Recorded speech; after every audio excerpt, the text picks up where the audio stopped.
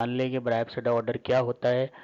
तो जैसा कि यहाँ पे लिखा हुआ है कि द क्लास ब्रायोप्सिडा या फिर Musci has acquired a separate independent status parallel to the class Hepaticopsida since very start. बहुत शुरुआत से ही लोगों को ये समझ में आ गया था कि ये जो बाद में इनको फाइलम भी कहा गया और कभी इनको क्लास भी कहा गया था। तो जो हिपैटिकोप्सिडा है और जो ब्रायोप्सिडा है इनमें काफ़ी कुछ डिफरेंसेस हैं, जिसकी वजह से इनको शुरू से ही जो है वो अलग मान के चल रहे थे, लेकिन पैरेलल थे। क्योंकि ब्रायोफाइटा दोनों ही हैं, तो जो अगर हम इसको देखें तो दोनों को पैरेलल लेके चल रहे हैं, लेकिन दोनों में आपस में करेक्टर जो है वो बहुत ज़्यादा डिफरेंट होते हैं और आपस में उतना मैच नहीं करते। तो जिस वजह से शुरू से ही चाहे हम उसे पहले क्लास ब्रायोप्सिडा बोलें या फाइलम के कुछ लोगों ने उसमें नाम लिया ब्रायोप्सिडा, तो बात यह है कि यहाँ पर जो करेक्टर हैं, जैसे कुछ हमने प्रैक्टिकल में हिपैटिकोप्सिडा के मेंबर किए हुए हैं, अभी ब्रायोफाइटा के वहाँ पर नहीं किए हुए हैं ब्रायोप्सिडा के। तो जब हम दो प्रैक्टिकल भी करके देखेंगे तो हमें पता चलेगा कि बहुत ज़्यादा डिफरेंसेस दोनों में हमें मिल जाते हैं। तो शुरू से ही ये अलग अलग चीज़ों को मान के चल रहे थे कि ये पैरेलल चला है, ये पैरेलल चला है। उसी के हिसाब से आगे की जो इसमें बातें ब्रायोप्सिडा की थी वो इस तरह से आपको पता चलेंगी, जो कि अभी तक आपने लीवर वर्ल्ट में नहीं पढ़ी हैं। क्योंकि अभी तक जो प्रैक्टिकल किए हैं उसमें लीवर वर्ल्ट किया हमने, चाहे वो लीफी किया हो, पोरेला, या फिर हमने एथोलाइट किया हो। लेकिन यहाँ पर हम पहली बार ब्रायोप्सिडा के बारे में पढ़ेंगे और ये हमें काम आएगा तब जब हम प्रैक्टिकल करेंगे। तो ये है कि इसको अगर हम दो तरीके से बांट सकते हैं। एक तो भाई इनको हैबिट के हिसाब से हम बांट सकते हैं, या फिर हम इनको जो इनकी टाइप है कि किस तरह से जो इनकी ग्रोथ फॉर्म है वो कैसी है। तो ग्रोथ फॉर्म के वक्त हमने पढ़ा था कुछ होते हैं जो कि होते हैं एक्रोकार्पस और कुछ होते हैं प्लूरोकार्पस। तो एक्रोकार्पस क्या है, तो वो एक थोड़ा सा यहाँ पर बताना चाहूँगा कि एक्रोकार्पस मॉसेस वो हैं जो इरेक्ट ग्रो करते हैं। इसमें जो प्लांट थैलस है वो इरेक्ट रहता है, वो नीचे की तरफ जो है वो हॉरिजॉन्टली लाई डाउन नहीं करता है और इरेक्ट ग्रो करते हैं। और इनके जाहिर सी बात है, जब वो प्लांट का थैलस इरेक्ट हो रहा है, गैमेटोफाइट इरेक्ट हो रहा है, तो यहाँ पर आप देखिए कि जो इसके स्पोरोफाइट हैं वो भी आपको इरेक्ट डायरेक्शन में दिखाई पड़ रहे हैं। और साथ ही साथ जो इसमें जो इसकी मेन एक्सिस होती है वो कंज्यूम हो जाती है स्पोरोफाइट को बनाने में। तो इस तरह के जो मॉसेस होते हैं ब्रायोप्सिडा में, जितने भी मेंबर इस तरह के हैं उनको हम कहते हैं एक्रोकार्पस, जो कि इरेक्ट ग्रोइंग मॉसेस होते हैं। ये फिगर है जो कि इंटरनेट से लिया हुआ है, इसमें आप देख सकते हैं। ये जिस साइट से लिया हुआ है वो साइट का नाम है। तो आप भी जाके इसको आप एक्सेस कर सकते हैं और इसमें और भी आपको कुछ अच्छे फिगर्स मिल जाएंगे। तो जब आप इस तरह से पढ़ेंगे तो बड़ा मज़ा आएगा आपको। और उसके बाद प्लूरोकार्पस, तो आपने इरेक्ट देख लिया कि भाई ठीक है, उसमें जो है वो इरेक्ट ग्रोइंग में हमने एक्रोकार्पस बोल रहे हैं। अब यहाँ पर प्लूरोकार्पस है। अब इसमें ग्रोथ फॉर्म के हिसाब से ये प्रोस्टेट ग्रो करते हैं। जैसे कि आप ये देख रहे हैं, ये जो है तिरछे तिरछे पड़े हुए हैं। ये इनकी जो ओरिएंटेशन है वो थोड़ी थोड़ी तिरछी है, तो जब सबस्ट्रेट से बिल्कुल तिरछे पड़े रहते हैं या उस पर ही गिरे रहते हैं। और फिर इनमें जो है वो एक ही प्लांट से आपको देख सकते हैं कि जो स्पोरोफाइट हैं वो कई एक निकलते हैं। तो यहाँ पर जो होता है वो हम ये कह सकते हैं कि यहाँ पर जो स्पोरोफाइट हैं वो कंज्यूम नहीं कर रहे हैं इसकी मेन एक्सिस को। तो मेन एक्सिस तो ग्रो करती चली जा रही है, मेन एक्सिस यहाँ से ग्रो करती चली जा रही है ऐसे, और बारी बारी यहाँ से आपको ये निकलते चले जा रहे हैं। जैसे कि हम लोग जब बड़े प्लांट पढ़ते हैं तो उसमें हम पढ़ते हैं रेसिमोज। तो इसमें भी लगभग इसी तरह का होता है। इसमें हम फ्लावर नहीं होते, इसमें हम कहते हैं कि ये आपके जो स्पोरोफाइट्स हैं वो ग्रो कर रहे हैं। तो यहाँ पर जो मेन एक्सिस कंज्यूम नहीं हुई और प्रोस्टेट उसकी जो है वो ग्रोथ फॉर्म है या लाइफ फॉर्म भी कह सकते हैं, और इसको हम बोलते हैं प्लूरोकार्पस। तो बेसिकली पहले तो यही दो चीज़ें हो गई, एक्रोकार्पस एंड प्लूरोकार्पस। फिर अब मेन कैरेक्टरिस्टिक और क्या है इसके ब्रायोप्सिडा के वो देखना है। This group is mainly characterized by exclusively leafy gametophyte. तो गेमेटोफाइट इसमें क्या होगा, लीफी ही होगा। Generally they are erect growing, जैसा पिछले हमने डायग्राम देखा। While some other are prostrate growing, जैसे इसके पहले हमने जस्ट पहले इसमें देखा pleurocarpous. Some epiphytic forms may be hanging और पेंडुलस, कुछ जो होते हैं वो दूसरे बड़े प्लांट्स पे ग्रो करते हैं तो वो वहाँ पर उनका अटैचमेंट रहता है, बाकी उनकी ब्रांचेस नीचे की तरफ लटकती रहती हैं। इसको भी हमने ग्रोथ फॉर्म में पढ़ा था, जिसमें हमने पढ़ा था पेंडेंट फॉर्म या फैन फॉर्म, और वहाँ पर इस तरह की हैंगिंग या फिर पेंडुलस ब्रांचेस हमने वहाँ पर देखी थी। Brapsida includes a large number of mosses which are variously classified by giving importance to one और द अदर करेक्टर। ब्रैप्सिडा में क्या है कि बहुत ज़्यादा मॉसेस है, जितने मॉसेस अब इसी में ही आते हैं।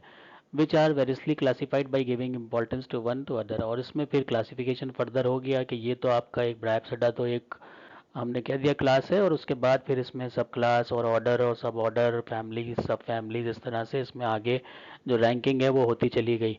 तो बहुत से करेक्टर जब हम देखते हैं तो फिर क्लासिफिकेशन भी उसमें होता चला जाता है। एट प्रेजेंट, अब जैसा कि जो अभी का आजकल का क्लासिफिकेशन है उसके मुताबिक अगर हम ब्राइप्सिडा के बारे में देखें कि क्या इसकी डाइवर्सिटी है, तो हम देखते हैं कि at present there are 7 order. 7 order हैं। पहला स्फैगनेल्स, दूसरा एंड्रियल्स, तीसरा टकाकियल्स, चौथा एंड्रियोब्रायल्स, फिर पॉलीट्राइकेल्स, टेट्राफाइडेल्स एंड ब्रायल्स। तो ये तो इसके जो है वो 7 ऑर्डर्स हो गए। अब 7 ऑर्डर्स में इसमें 92 फैमिलीज हैं, और जो टोटल अभी तक के जो कैलकुलेटेड हैं वो 793 जेनरा हैं। अब 793 में जो है वो बहुत से स्पीशीज़ हैं, न्यूमरस स्पीशीज़ इसमें आ जाती हैं। कुछ होते हैं जो कि मोनोटिपिक होते हैं, और हम उसको कह सकते हैं कि उनकी जो फैमिली या जीनस है उसमें एक ही है। लेकिन यहाँ पर क्या है कि ये 793 में आगे फर्दर जो है बहुत सी स्पीशीज़ भी आ जाती हैं। तो एक मतलब सरसरी तौर से हमें पता होना चाहिए कि ब्राइप्सिडा में कितने ऑर्डर हैं, 7 ऑर्डर्स हैं। कितनी फैमिलीज़ हैं, 92 फैमिलीज़ हैं। कितने जनरा हैं, 793 जनरा हैं।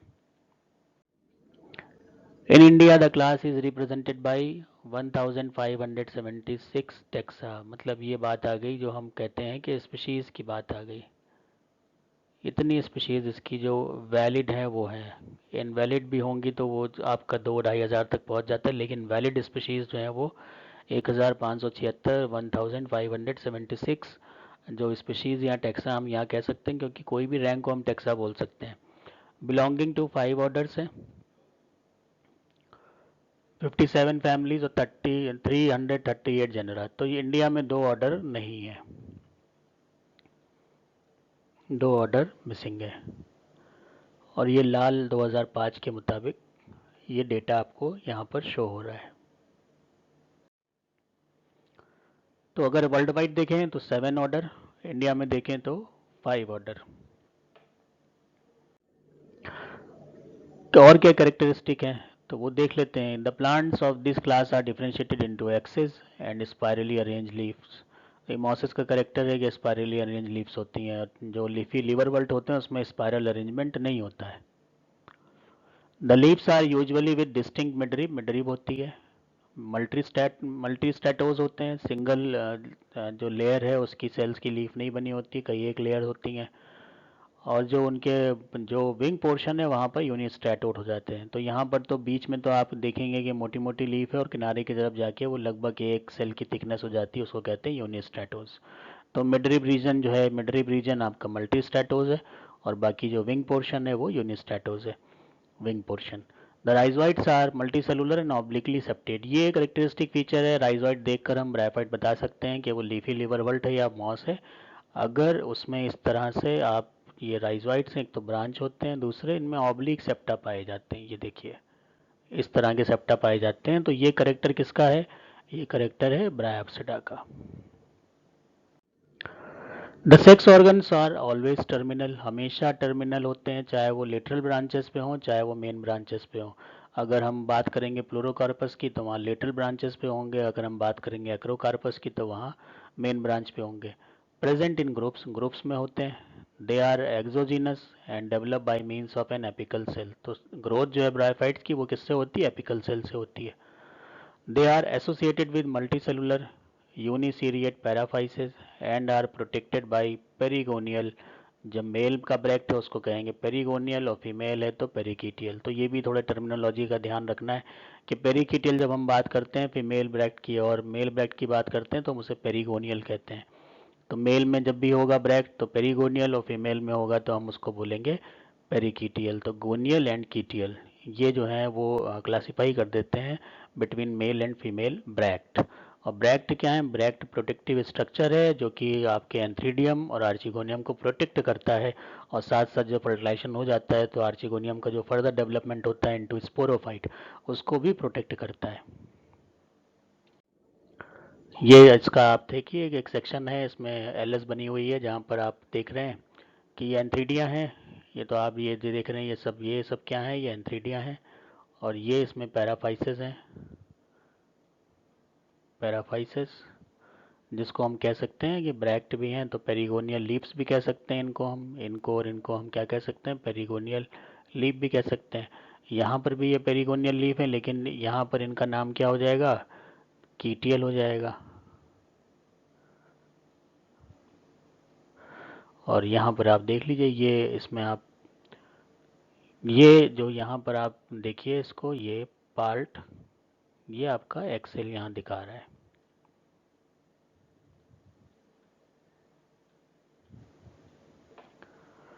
तो इस तरह से एलएस में हम देखें तो हम देख रहे हैं कि दोनों में ही जो स्टेम है, ये स्टेम है, यहाँ पर भी ये स्टेम है, और ये स्टेम ही जो है वो रूपांतरित हो रहा है, और इस तरफ जो है वो मेल बन रहा है, और इस तरफ जो है वो फीमेल बन रहा है। एंथ्रीडियम एंड आर्चिगोनियम यही सेक्स ऑर्गन्स इसके होते हैं। Antheridia are stalked with clavate to elongate cylindrical antheridial body, जैसे हमने इससे पहले वाली स्लाइड में देखा था। Archegonia are also stalked and long neck, ये भी स्टॉक होता है क्योंकि वही स्टॉक है जो रूपांतरित हो रहा है, तो दोनों ही स्टॉक्ड स्ट्रक्चर होते हैं।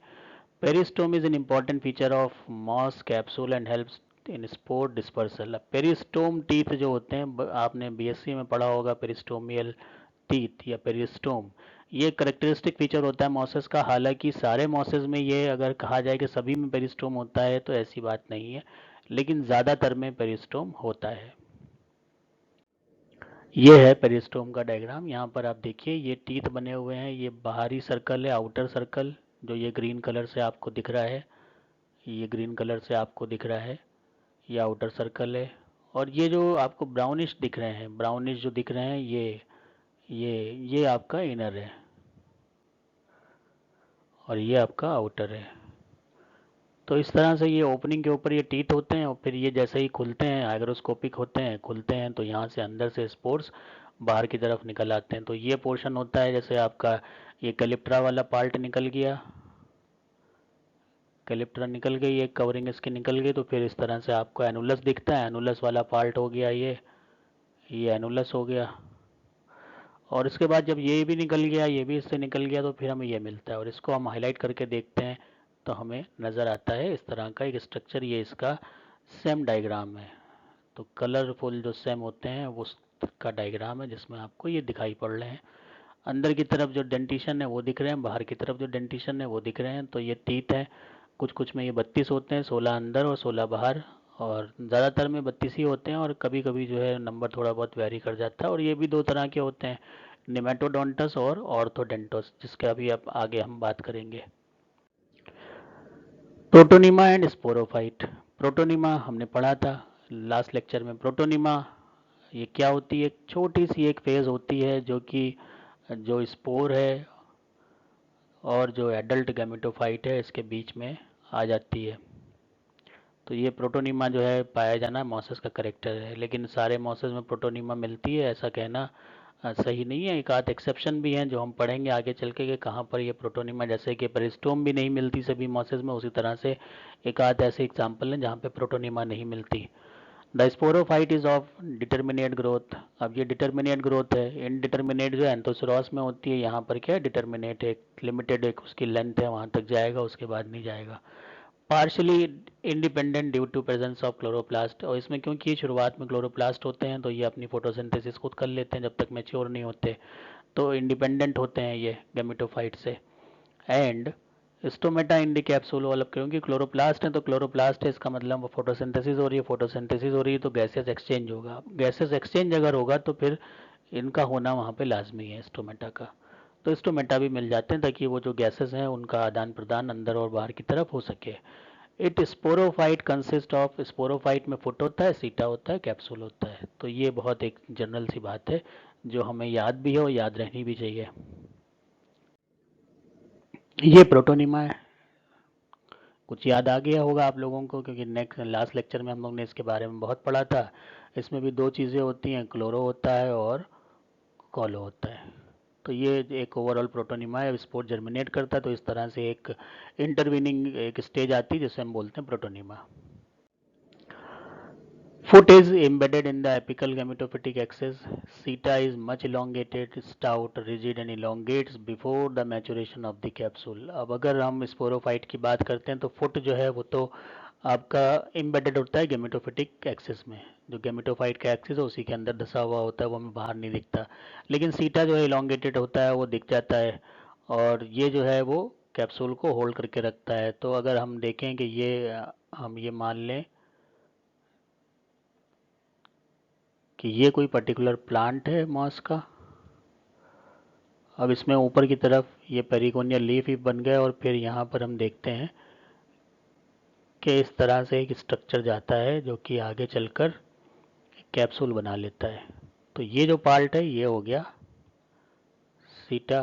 और यहाँ पर कुछ जो धसा हुआ पार्ट है वो क्या हो जाएगा, वो हो जाएगा इसका फुट। और ये पार्ट जो है ये सीटा है, और बाकी जो है वो क्या होगा, ये ऊपर वाला ये होता है capsule. The capsule is usually cylindrical, elongated with outermost multi-layered capsule wall. Protection होता है इसमें. The central sterile columella and in between the spore sac which has only spores. इसमें कोई लेटर नहीं होते. लेटर्स जो हैं वो एब्सेंट होते हैं मॉसेस में. ये याद रखना है कि लेटर नहीं पाए जाते मॉसेस में. Elaters are totally absent. The sporogenous tissue is endothecial in origin. ये भी याद करना है कि जब डेवलपमेंट होता है तो एंडोथीसियम से बनता है स्पोरोजिनस टिश्यू. तो एंडोथीसियल ओरिजिन के होते हैं. The capsule has a distinct operculum. Operculum होता है, डायग्राम में दिखाया था. और वो जो है वो मैच्योर होते ही वो हट जाता है, और उसके बाद जो आपको दिखता है फिर वो पेरिस्टोमियल टीथ होती हैं. अब ये जो पेरिस्टोम होता है इसमें भी निमेटोडोंटस होते हैं और ऑर्थोडोंटस होते हैं. तो क्या है, at the mouth of the capsule there is a fringe of, एक जाली सी बनी होती है पेरिस्टोम टीथ की, जो कि ऑर्थोडोंटस हो सकते हैं, निमेटोडोंटस हो सकते हैं, जिनका काम होता है डिस्पर्सल ऑफ स्पोर्स. तो यही काम है बेसिकली ये जो पेरिस्टोम होता है उनका. ये आप देख सकते हैं डायग्राम जिसमें निमेटोडोंटस दिख रहे हैं और ऑर्थोडोंटस दिख रहे हैं. तो पहला वाला आपका ये निमेटोडोंटस है. इसमें आप देखिए कि जो दांत हैं वो आपके स्मूथ टाइप के हैं, बिल्कुल क्लब शेप टाइप के, इस तरह के ये डेंटिशन दांत बने हुए हैं पेरिस्टोम टीथ. और जबकि ये जो आपका ऑर्थोडोंटस है इसमें जो है वो थोड़े से ऑर्नामेंटेड टाइप के बने हुए हैं. तो ये आप देखिए ये इस तरह से बने हुए हैं. तो इनमें जो है वो स्ट्रक्चर देख के अगर आपका जो एपिकल पोर्शन है वो इस तरह से थोड़ा सा यू शेप लिए हुए, ऐसे शेप लिए हुए, लगता है कि इनवर्स यू का शेप लिए हुए, तो ये क्या है, ये आपके निमेटोडोंटस है. और अगर ये आपका एक्यूट हो जा रहा है, एक्यूट जा रहा है और इसमें बहुत से वेरियसली आपके जो ऑर्नामेंटेशन है, तो ये क्या है, ये ऑर्थोडोंटस है. तो दोनों ही तरह के मॉसेस में ये मिलते हैं, किसी में कुछ होते हैं किसी में कुछ होते हैं, दोनों एक साथ नहीं होते. Spores. The moss spores after germination form a short distinct phase protonema. सभी जान गए इस बात को. On the protonema buds are produce. Bud differentiation में हमने पढ़ा था कैसे पढ़ती हैं, जहाँ पे साइटोकाइनिन का बड़ा अच्छा रोल होता है, which develops into adult gametophyte. Thus single spore give rise to number of gametophyte. तो क्या होगा कि यहाँ पर क्या होता है कि एक ही स्पोर में एक बहुत लंबा सा एक फिलामेंट बनता है और उसमें ब्रांचिंग ब्रांचिंग भी खूब सी होती है. तो एक ही स्पोर से आपको कई एग आपको क्या मिल जाते हैं, प्लांट्स मिल जाते हैं, जिनको हम कहते हैं गेमेटोफाइट. तो नंबर इसीलिए मॉसेस का जहाँ पर भी उगते हैं तो बहुत से ज़्यादा उग जाते हैं, क्योंकि एक सिंगल स्पोर जो है वो नंबर ऑफ गेमेटोफाइट को ओरिजिनेट कर सकता है बिकॉज ऑफ प्रोटोनिमा. ये होता है डेhiscence ऑफ कैप्सूल. अब यहाँ पर ये अपर कुलम वगैरह सब हट चुका है, कैलिप्ट्रा हट चुका, अपर कुलम हट चुका है. यहाँ से कैलिप्ट्रा हट गया पहले, उसके बाद अपर कुलम हट गया, उसके बाद इसमें एनुलस होता है, वो मेम्ब्रेनस होता है, वो डिजनरेट हो जाता है, और फिर ये खुल गए. जैसे ही मुंह खुल जाता है तो यहाँ पर पेरिस्टोम तीत होंगे, जो है बाहर की तरफ इसको इस तरह से फेंक देते हैं, एक तरह से डिस्पर्स कर देते हैं स्पोर्स को. ये सारे जो हैं वो क्या हैं, स्पोर्स जा रहे हैं, क्योंकि ये लेटर नहीं होते तो लेटर नहीं दिखेंगे, सब स्पोर्स हैं. तो काफ़ी दूर तक ये थ्रो हो जाते हैं, इसको गन शॉट मैकेनिज्म कहते हैं. तो जब एक स्टेज आती है, मेच्योरिटी होती है, तो एक जैसे गन का ट्रिगर दबता है और फिर कारतूस आगे की तरफ फ्लो होता है, वैसे बिल्कुल जैसे बुलेट आगे जाता है वैसे ही जो है ये स्पोर्ट्स आगे जाते हैं. इसको कहते हैं गन शॉट मैकेनिज्म. ये देखिए ये आपका बड़ा प्यारा एसएम है, ऐसे हैं जो स्कैनिंग इलेक्ट्रॉन माइक्रोस्कोपी आजकल कलरफुल होने लगी है, पहले ब्लैक एंड वाइट होती थी। तो इसमें आप ये देखिए, ये पेरिस्टोम आपको दिख रहे हैं, और यहाँ पर ये बहुत ही अच्छे सभी एक टाइप के स्पोर्स होते हैं। तो ये आपको स्पोर्स दिख रहे हैं और ये आपको कैप्सूल वॉल दिख रही है।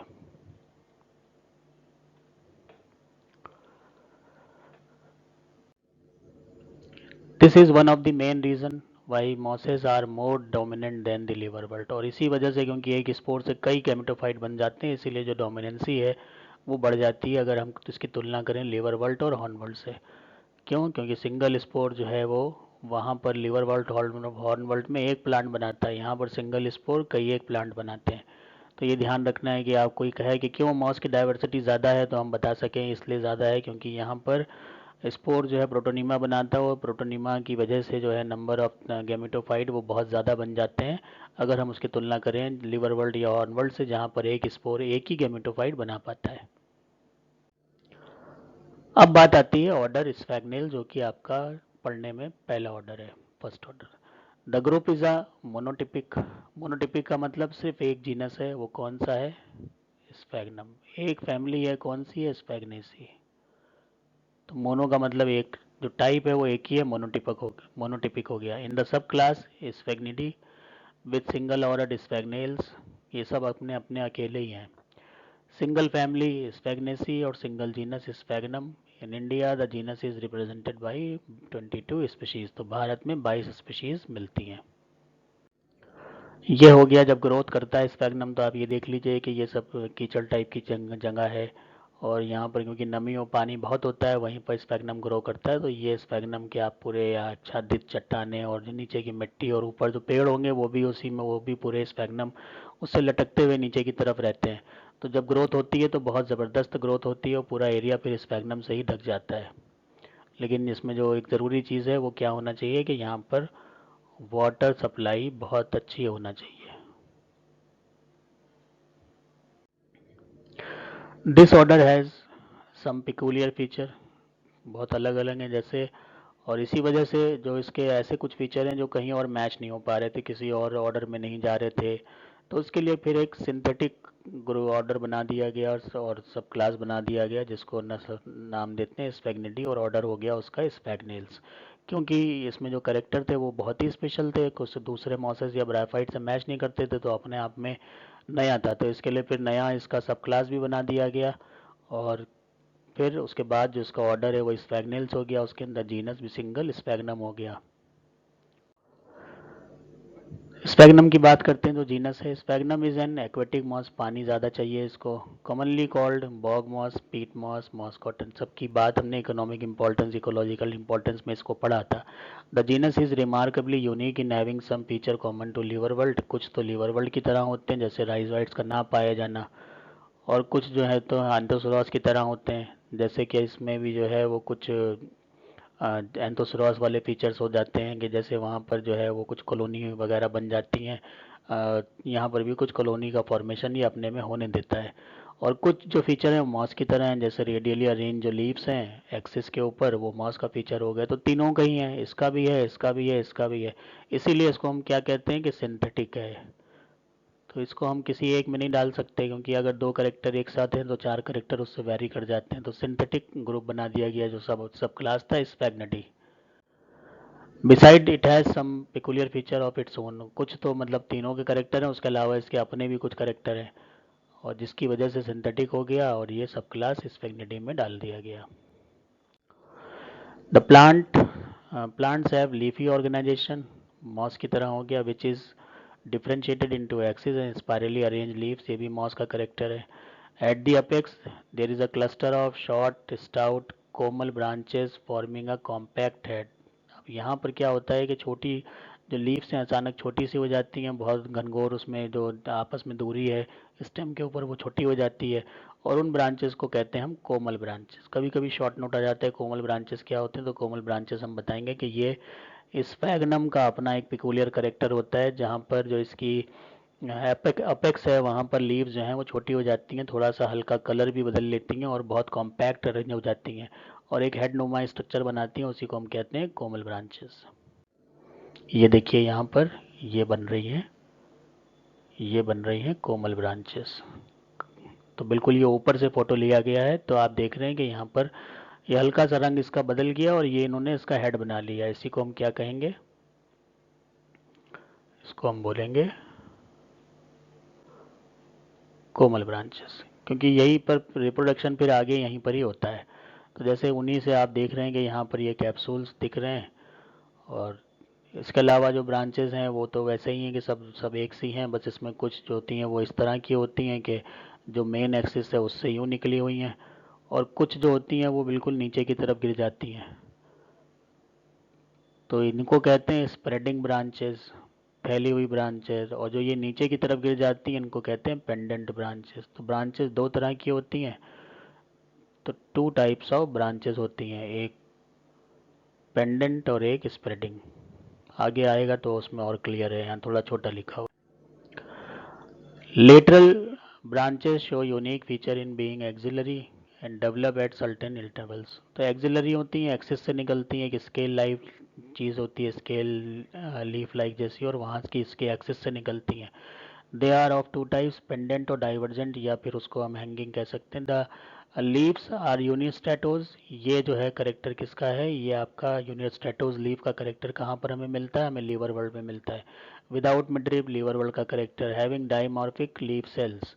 अब इसमें कौन सी हैं, हाईलाइन होती हैं और क्लोरोफिलस होती हैं। ये इसका अपना पर्टिकुलर करेक्टर है कि इसमें जो लीफ सेल्स होती हैं वो दो तरह की हैं, एक हाईलाइन है, क्लोरोफिलस है, जो कि अरेंज होती है ना रेटिकुलेट पैटर्न, रेटिकुलेट पैटर्न में अरेंज होती है। अभी डायग्राम हम आगे देखेंगे, उससे ये बात हमें समझ में आ जाएगी। यहाँ पर क्या याद रखना है, दो तरह की ब्रांचेस है, पेंडेंट डाइवर्जेंट। लीफ कैसी है, यूनिस्टैटोज हैं, मिडरिप नहीं होती, तो ये लीवर वर्ल्ड का करेक्टर है। डाइमॉर्फिक लीफ सेल्स होती हैं, ये इसका अपना खुद का करेक्टर है। हाईलाइन होती हैं, क्लोरोफिलस होती हैं, और इनका जो पैटर्न होता है वो रेटिकुलेट होता है।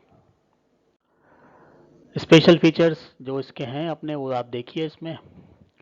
तो यही जो बात हो रही थी कि ये आप देखिए कि यहाँ पर ये ग्रीन कलर से ग्रीन सेल्स आपको नज़र आ रही हैं, ग्रीन क्लोरोफिलस सेल्स। बीच बीच में ये कुछ पोर्स होते हैं, और बाकी जो है ये बीच में बड़ी बड़ी सेल्स होती हैं जो कि हाईलाइन सेल्स होती हैं। तो बड़ी सेल जो हैं, जो बिगर सेल हैं, बिग सेल्स हैं, वो कैसी हैं, वो हाईलाइन है। और जो छोटी सेल्स हैं वो ग्रीन है, ये स्मॉल सेल्स हैं, ये ग्रीन है। और बीच बीच में आपको ये पोर्स दिख रहे हैं जो कि हॉलो जगह बना देते हैं।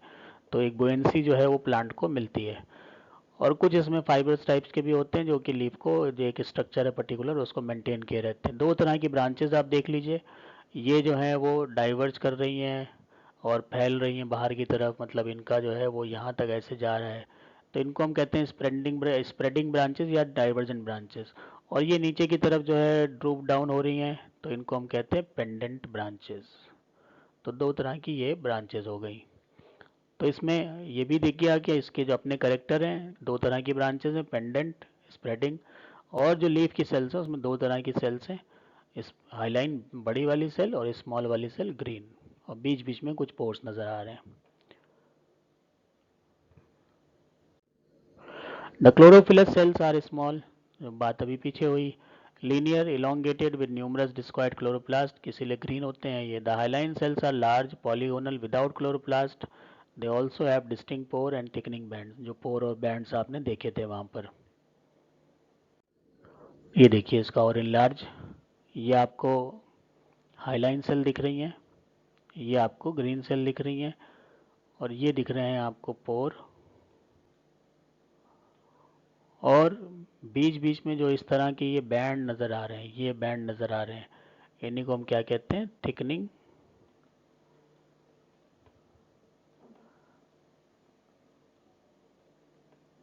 Thickening bands.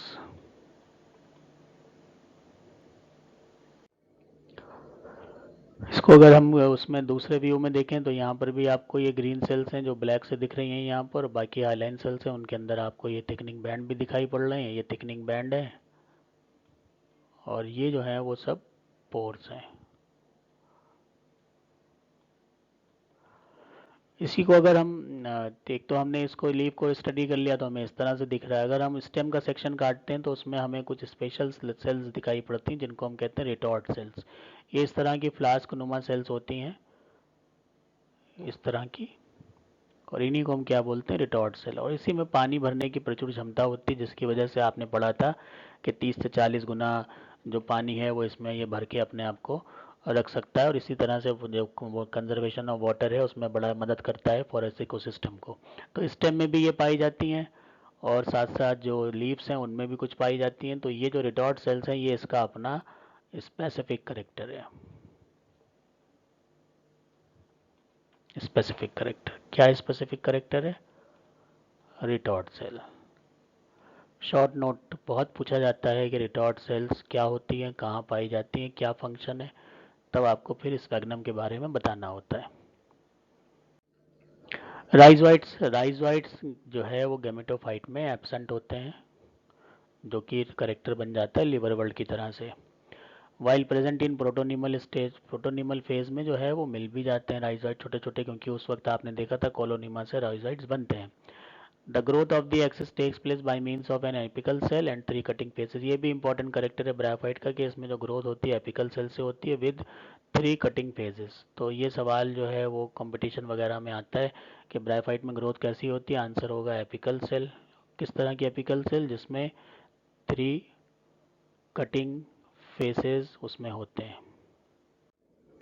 The axis is internally differentiated into cortex. Axis का टीएस करें तो कॉर्टेक्स है और मेडुला है। Depending upon the species the cortex में बी सिंगल और मल्टी लेयर्ड, विद और without pores and thickening bands. तो यहाँ पर ये चीज़ तो ठीक है, विद और विदाउट पोर्स हो सकते हैं, हो भी सकते हैं, नहीं भी हो सकते हैं, और थिकनिंग बैंड भी उसी तरह से। अगर पोर्स हैं तो थिकनिंग बैंड होंगे, अगर पोर्स नहीं है तो थिकनिंग बैंड भी नहीं होंगे। मल्टी लेयर्ड भी हो सकते हैं, सिंगल भी हो सकते हैं। तो ये वेरिएशन है। 22 स्पीशीज तो इंडिया में ही मिलती हैं, उसमें कुछ में ऐसा होता है सिंगल होता है, कुछ में मल्टी होता है, या किसी में पोर है थिकनिंग बैंड है, और किसी में पोर है और थिकनिंग बैंड नहीं है। ये जो फिगर है ये बड़ा अच्छा सा एक आपका माइक्रोस्कोपिक व्यू है, और 40x पर है, 40x पे है ये। और यहाँ पर आप बहुत अच्छी तरह से ये देख सकते हैं कि जो रिटॉर्ट सेल्स है उसका आपको एक अच्छा नज़ारा मिल रहा है। तो ये तो बाकी सेल्स हो गई जो एक्सेस की हैं, लेकिन वहाँ पर कुछ सेल्स जो होती हैं बाहर की तरफ निकली हुई, ये इस तरह की आपको देखेंगे फ्लास्क शेप स्ट्रक्चर टाइप का। और ये पोर होता है, इसी से पानी जो है वो इसमें भर जाता है। तो ये हमेशा इसमें वाटर ही वाटर भरा रहता है पूरे में। तो इस तरह से वाटर कंजर्वेशन में काम आती है। ये एक और इसका थोड़ा ट्रांसपेरेंसी आप देख रहे हैं, तो ये भी वही रिटॉर्ट सेल्स हैं। और यहाँ पर ये ब्रांचेस देख लीजिए, जो बाहर खुली हुई हैं डाइवर्जेंट हैं, और जो नीचे की तरफ जा रही हैं वो कन्वर्जेंट है। ये डाइवर्जेंट ब्रांचेस हैं, कन्वर्जेंट ब्रांचेस हैं। ये इसका जो है वो हेड हो गया, जिसको हमने पढ़ा था कोमल।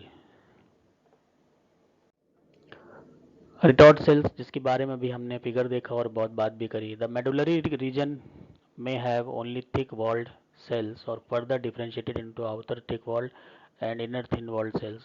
In some species, Sphagnum molluscum, few in large flask-shaped modified cells are present in the cortex, which are called as retort cells. तो cortex का मतलब स्टेम की आपने टीएस करी तो बीच का पोर्शन तो क्या हो गया, ये तो हो गया मेडुला, और ये पोर्शन हो गया कॉर्टेक्स। तो यहाँ पर कुछ सेल्स जो हैं वो अपने आप को बदल लेती हैं, और यही सेल्स क्या कहलाती हैं, पीछे डायग्राम आप देख चुके हैं। इन्हीं को सेल्स को क्या कहते हैं, रिटॉर्ट सेल्स।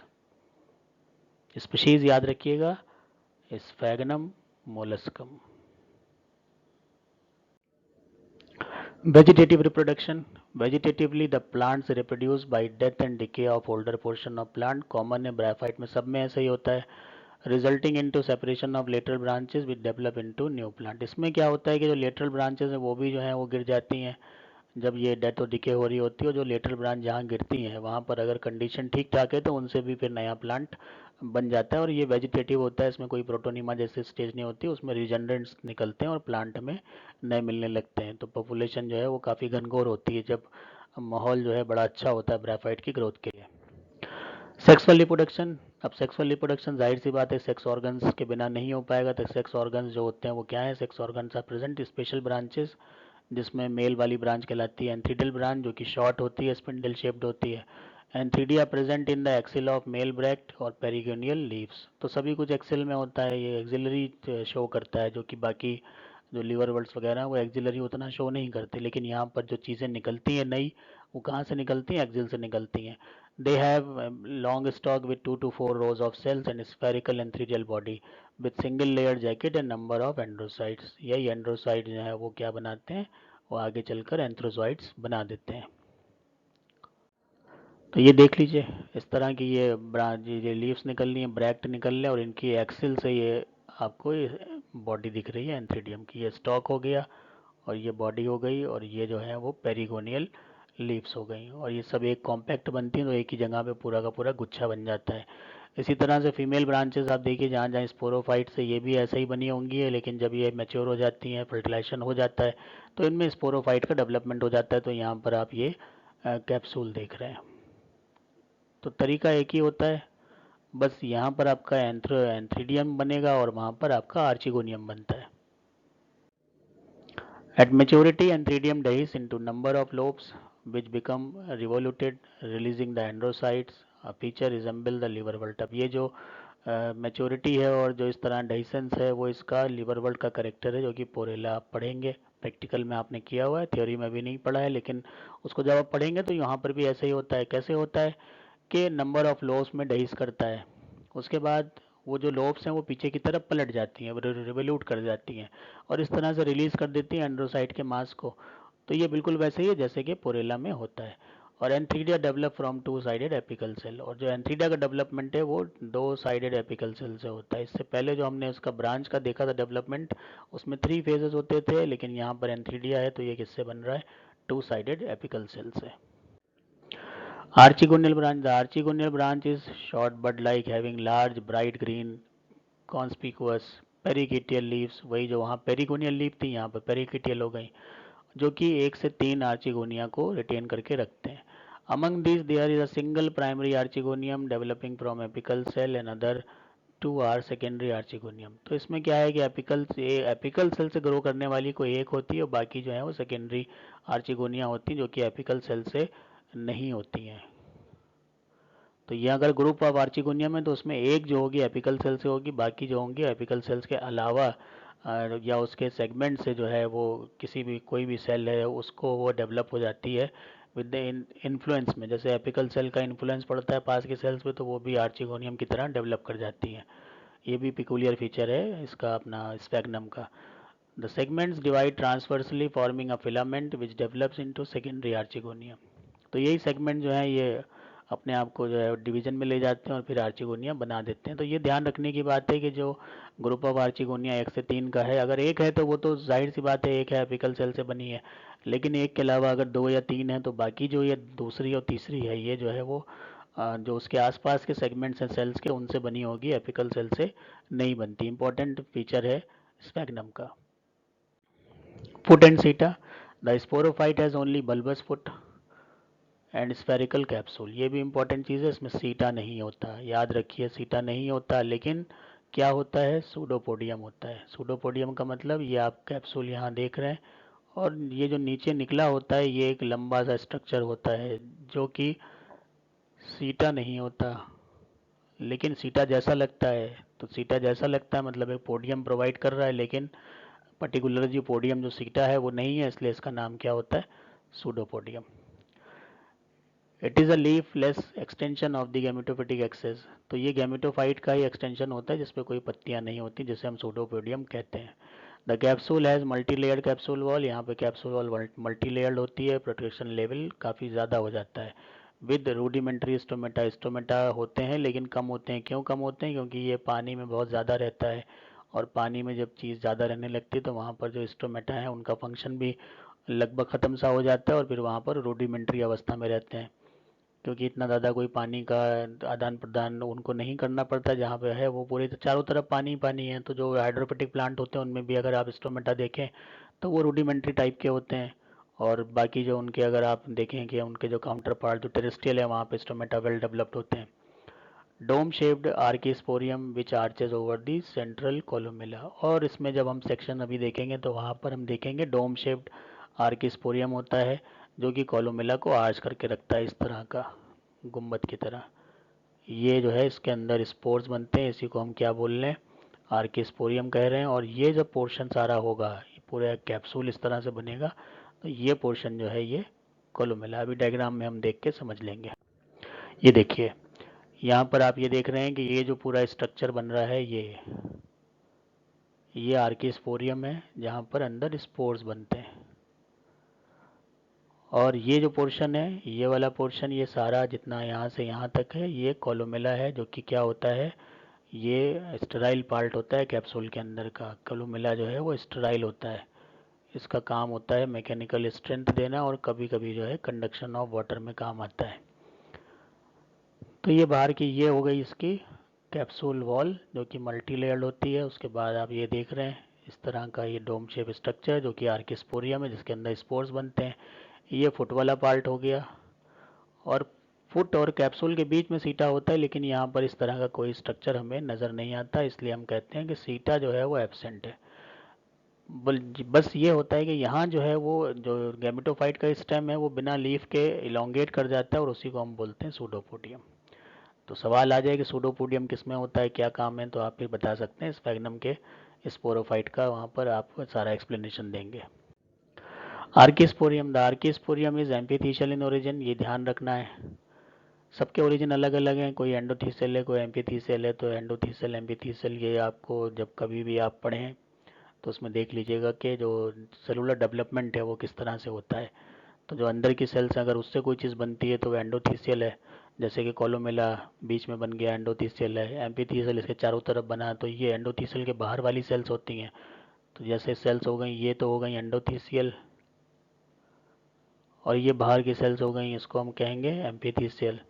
तो अब जो स्पोर्स है, आर्किस्पोरियम है, वो इससे बन रहा है, और जो कोलुमेला है वो अंदर वाले से बन रहा है, तो इसको कहेंगे एंडोथीसियल, इसको कहेंगे एम्फीथीसियल। अ फीचर कॉमन टू हॉर्नबर्ड्स, अब ये जो करेक्टर है ये हॉर्नबर्ड की तरह हो गया। Distinct annulus is present which demarcate the operculum from the capsular region, और इसमें एक एनुलस भी प्रेजेंट होता है जो कि ओपर्कुलम को कैप्सुलर रीजन से डिमार्केट कर देता है। तो ये जो करेक्टर है ये किसकी तरह है, ये मॉसेस की तरह है, जो बाकी मॉस है। पेरिस्टोम इज एब्सेंट, अब यहाँ पर वो जो पेरिस्टोम टीथ आपने देखे थे निमेटोडोंटस, ऑटोडोंटस, वो नहीं होते। तो ये अपना इसका अपना पिक्यूलियर फीचर हो गया। तो कुछ हमें हॉर्नबर्ड की तरह फीचर मिल गए, कुछ हमें मिल गए इसमें मॉसेस की तरह, और कुछ इसके अपने एकदम स्पेशल हो गए। ये देखिए इसका जो एलएस है वो कैप्सूल का, उसमें आप देख लीजिए ये अपर कुलम आपको दिख रहा है, उसके ये आपको ये वाले ऊपर जो पोर्शन है ये तो कैलिप्ट्रा हो गई, ये अपर कुलम दिख रहा है। उसके बाद यहाँ पर एक लेयर आती है जिसको हम कहते हैं एनुलस, ये स्पोर्ट सेक हो गया, डोम से शेप, बीच का पोर्शन कोलोमेला हो गया, ये लेयर जो है वो जैकेट लेयर हो गई, ये बल्बस स्ट्रक्चर जो है इसको हमने फुट कह दिया, और ये नीचे का जो है वो सूडोपोडियम जो आपको इस तरह से नज़र आता है। तो लगता ये है कि ये सीटा है, लेकिन ये सीटा नहीं होता। Dehiscence of capsule, the dehiscence of capsule is somewhat special through gunshot mechanism, वही जो आपको डायग्राम दिखाया था याद आ गया होगा, एयर गन मैकेनिज्म उसी का दूसरा नाम। In which the operculum is thrown off with the jerk, एक झटके से जो है ओपरकुलम खुल जाता है। तो जैसे वो बुलेट जो है वो शूट किया जाता है, वैसे ही स्पोर्स भी निकल आते हैं। Spores are tetrahedral in shape with distinct triradiate mark, तो नॉर्म जो इनका ट्राइरेडिएट मार्क इसलिए क्योंकि ये स्पोर मदर सेल में मेयोसिस के बाद बनते हैं, और टेट्राहेड्रल होते हैं इसी वजह से। Germinate into form exosporic thalloid protonema, अब ये क्या होते हैं, ये एक्सोस्पोरिक बनाते हैं, जबकि अभी तक जो बाकी मॉसेस होते हैं उनमें एंडोस्पोरिक बनती है, यहाँ पर एक्सोस्पोरिक थैलॉइड प्रोटोनिमा। जो प्रोटोनिमा है वो कैसी बनती है, थैलॉइड बनती है, वो फिलामेंटस नहीं बनती। बाकी में हमने अभी तक जो पढ़ेंगे या उसमें कैसे बनती है, फिलामेंटस बनती है।